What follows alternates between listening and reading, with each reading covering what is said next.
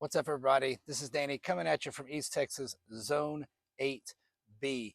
Just wanted to spend a little time today talking to y'all about 7 things that I learned from seed starting this year. Again, this was my first year starting seeds in the springtime, and I feel like I learned a lot. So I wanted to talk to y'all a little bit about that today. That's what we're going to be doing in this video. Hey, Finley. This is my little garden buddy. This little guy, he will not let me out in this garden without him being around to where he can watch out over me and make sure I'm doing everything right. All right, so first thing that I learned seed starting this year is based around the timing of when do we start our seeds in our seed trays. So a lot of times we hear people talk about, well, I'm in zone 10A or 9B.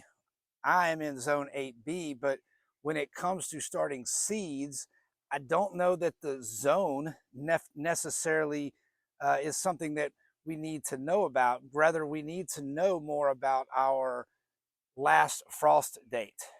So maybe we need to introduce ourselves and say, "Hi, I'm Danny. I'm in zone 8B, last frost date of March the 15th," because that's what we need to base our seed starting on. That's how we get our timing. Now, what I learned about that this year is I went for my onions, peppers, I went 10 to 12 weeks from my last frost date.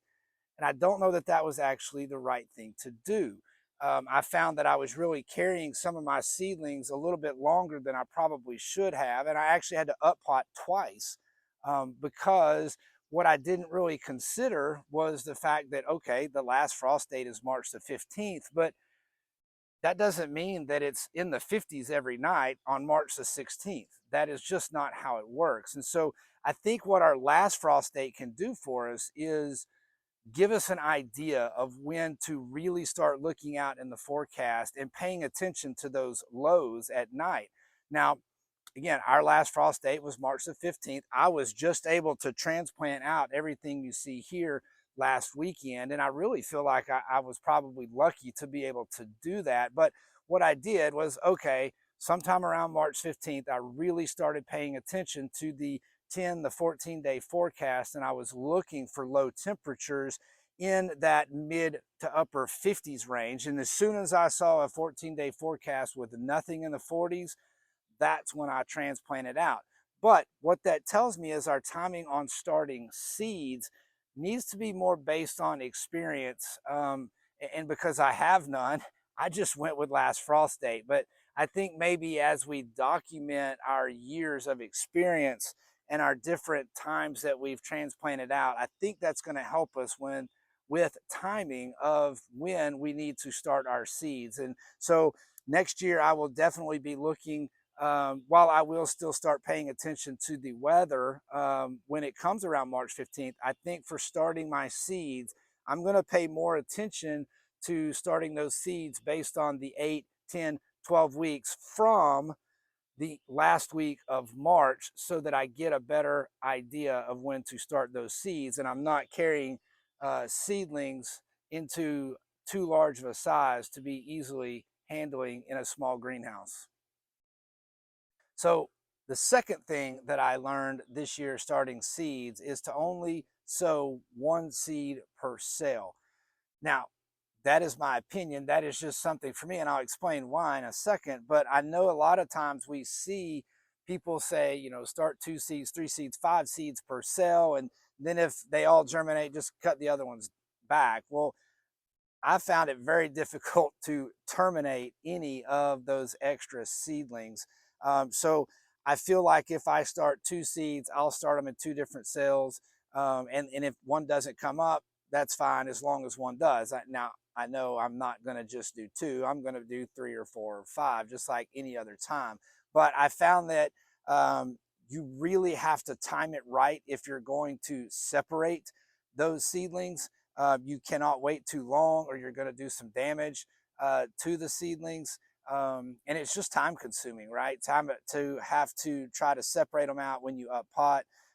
But So to me, I think that's what I'm going to do next year, is just one seed per cell, just to help me with some timing and some organization to keep only the certain ones that come up, and then I can move on when I up pot and have less to deal with.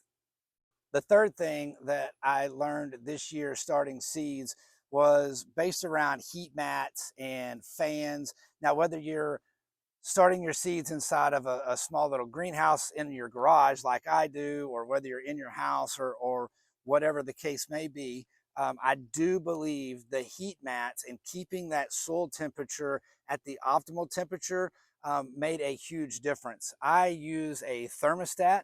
It's got a little sensor. You put it in one of your cells, and it bases the on and off of the heat mat based on the temperature that it's reading. And so I was able to consistently keep my sales in that proper range for the different seeds that I was starting. Most of them, I was trying to keep in the mid to upper 70s. And I felt that the thermostat with the heat mats played a big role in that. But I also found that using the fan did make a big difference, because as these seedlings grow, they tend to get a little leggy. Keep your lights close, but that fan and that movement helps strengthen your seedlings, so that when you later move them outside, they are built a little huskier in the stem, and they're a little bit more ready to deal with any of the winds that come along. We just had some massive winds this weekend, and while I have most of them staked up, some of them I do not, but I tend to, or I seem to have come through pretty unscathed. I did have one damage to one, but I think I was able to save that one. But for the most part, they all came through it really well. And I think the fan is what helped them out. The fourth and the fifth thing that I learned this year has to do with up potting.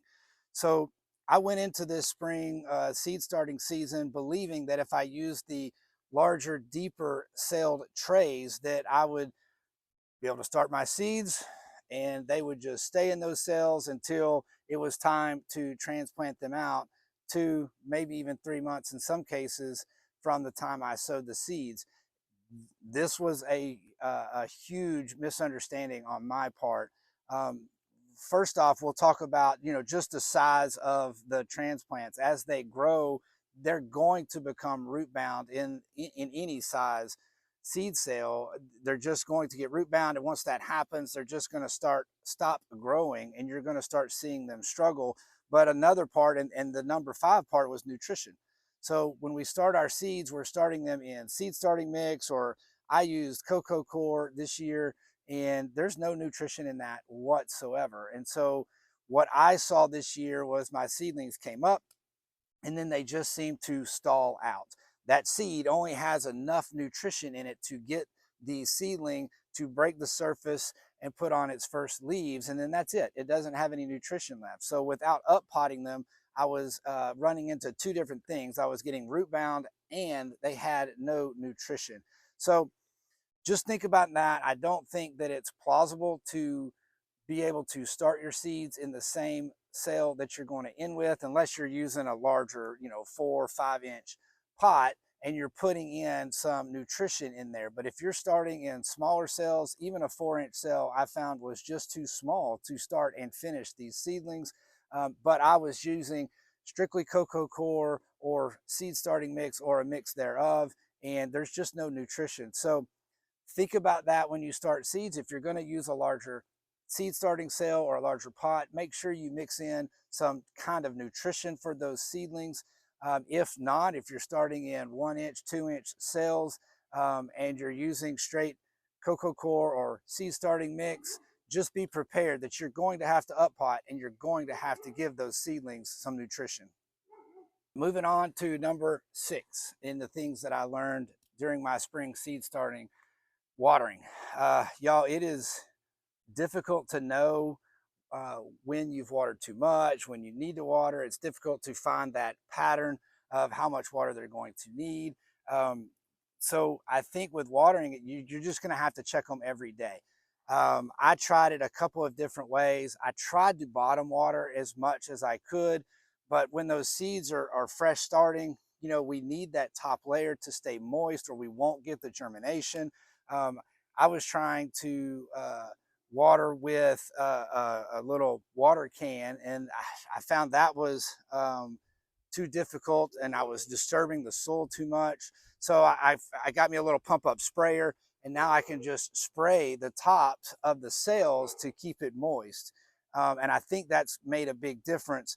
But then even at that, once the seedlings begin to grow, how do we keep up with when we need to water? And I still don't know that I know this answer yet, but I did learn that I have to pay attention to them every single day to make sure that they're staying moist enough. We don't want them drying out, but at the same time, if they have moisture, we don't want them to get too wet, or we're going to wind up having problems with damping off, which I'll ask you about in just a few minutes. But really pay attention to your watering, get into some kind of routine, try not to get the tops wet once the seedlings have germinated, use bottom watering when you can, and I think you will find that your seedlings will be much healthier.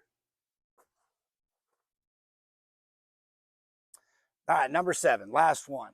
Let's talk about hardening off our seedlings. So one question that I had all of my seedlings in a little greenhouse under grow lights in my garage. But before I moved them out to the outdoor greenhouse, where while they're not getting direct sunlight, they're still getting sunlight nonetheless. And they weren't used to that at all. The sun is millions of times stronger than any grow light we can have in our homes. So how do you harden that off? Y'all, I work a full-time job. It is very difficult for me to set them outside for 30 minutes one day, an hour and a half the next, 3 hours the next. I don't know how I could possibly have ever done that. So working a full-time job, how do I harden off my seedlings in order to be able to put them outdoors? So I kind of used a hybrid approach. I found a couple of days, it happened to be around a weekend. I had to pick a weekend, obviously, since I would be home a Friday, Saturday, Sunday. I am lucky enough that I get to work from home on Fridays. So Friday morning, I set all my seedlings out in the morning sun so that it wasn't a super intense sunlight. But in the morning sun, they got 2 hours the first day. The second day, I did the same thing. Actually, the first evening, I set them back out for another 2 hours. Then the second day, I think I did 3 hours in the morning, 3 hours in the evening. And then the third day was a rainy day. It was a cloudy day. And I just left them outside all day. And at that point, at the end of that day, I put them into the greenhouse and I was able to close it up. And I had no ill effects from my seedlings. So my point behind all this is we see so many different videos and so many articles that we read tell you that you have to harden them off 2 hours this day, 4 hours that day, five. We can't all do that. And so what you have to do is find what works for you. I do believe hardening off is very important and we need to pay attention to that, but we can use some kind of hybrid technique for that. If you have a 3-day stretch, a 3-day weekend that you're going to be home in the right time frame, do like what I did, 2 hours in the morning, 2 hours in the evening, up that a couple hours the next day. And then hopefully you find that weekend where you get a cloudy day and you can set them outside all day and then you can leave them outside once that's done.